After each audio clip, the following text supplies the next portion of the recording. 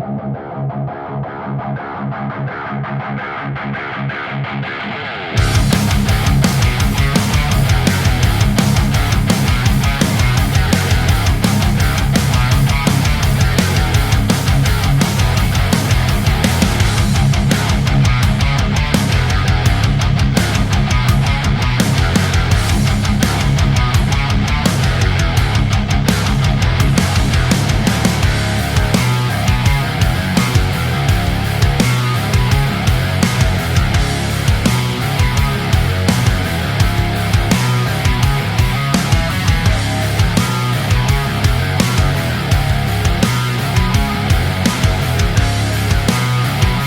name is Matt, and you're watching SIW Outdoors at Stepped In Wood Outdoors.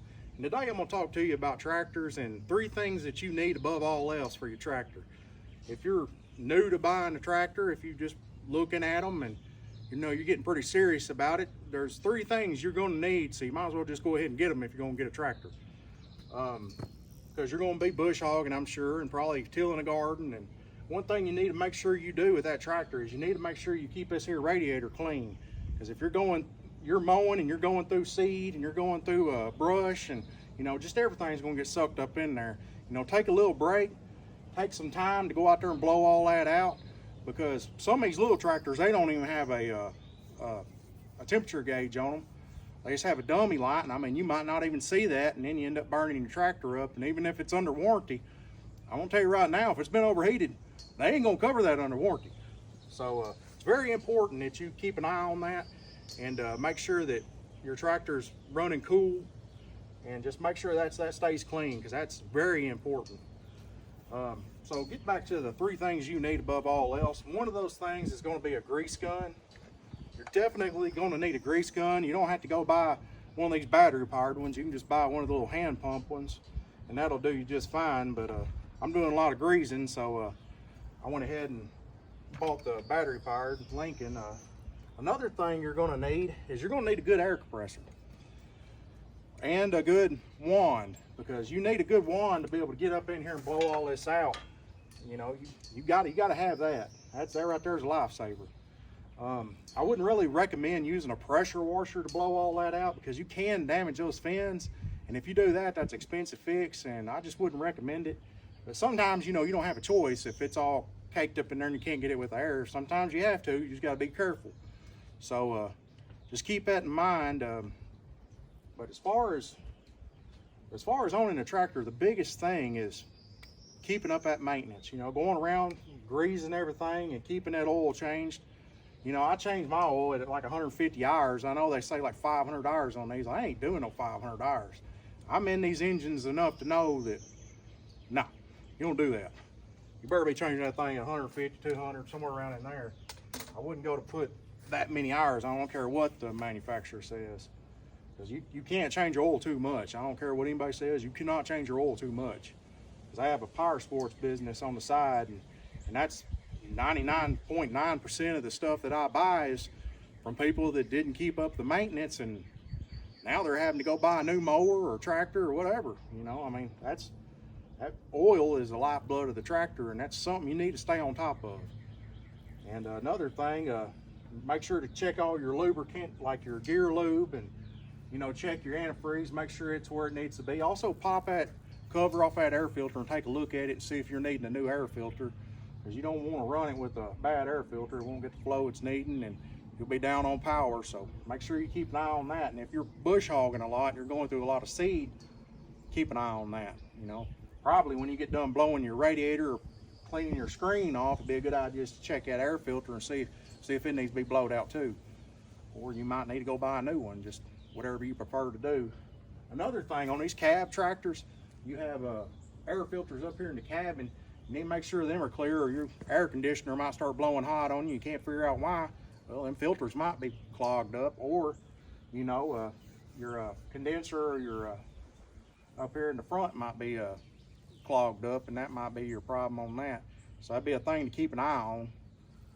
Better than trying to take it all to the dealer. You definitely can save yourself some money and some time if you learn a little bit about these tractors and how to maintain your tractor and what it's going to take to keep it up.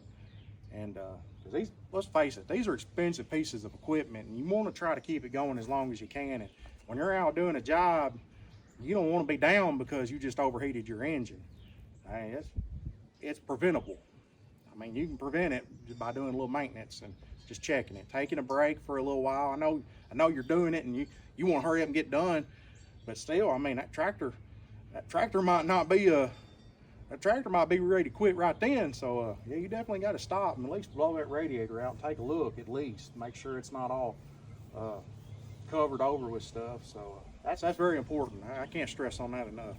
I've seen a lot of tractors burn up because people wasn't paying attention or they had no idea they were supposed to check it. So just make sure you keep an eye on that. And another thing, you know, when you're getting ready to start your bush hogging, you know, take your grease gun, go over your bush hog, and like my loader and stuff like that, I grease my loader probably about every 15, 20 hours. You know, if it looks like it's needing grease, it gets grease. I don't skimp on it. You know, just go around and check all your grease fittings and grease your bush hog. Just go over everything real good and make sure you got grease and everything. And, you know, do it pretty often on those casters on the rear of your bush hog. Just every time I mow, sometimes when I come in to take a break and you know, check everything on the tractor, I'll go ahead and grease them casters again, you know, up there in that pivot, because I mean, it seems to run out pretty quick, so it's not sealed or anything, so that grease can come right back out. And you want to make sure you keep that lubricated, because you won't have to buy that whole caster assembly. No, it's not good. Them things are expensive. So yeah, that's kind of what I want to touch bases with you on today. Maybe it'll save you some money, might help you out and give you an idea on what you need. But as far as a grease gun, a compressor, and one of these air wands, that's the things you really gonna need. I mean, I use this stuff more than anything with a tractor. And you're also gonna need your little toolbox, you know, with some basic tools in it, so you can maybe change your own oil. And another thing, yeah, speaking of the oil, you know, your hydraulic fluid and stuff like that, most tractors have like a view window on the back. Just go around there and take a look at that view window. Make sure you do have fluid on the glass and where it needs to be. And some of them have a dipstick. You might be able to check it by the dipstick. I don't know what kind of tractor you have, so you should be able to look it up pretty easy online and check, see how you need to do that. But it's real simple stuff. Anybody can do it. It's not rocket science, so you should have no trouble with it. Just refer to your manual, and if you don't have a manual, look your tractor up online, and just make sure you're doing what you need to do with it, and you should be fine. All right, well, I hope I helped some of y'all out, and come back, I'll be putting more videos out. Thank you for watching.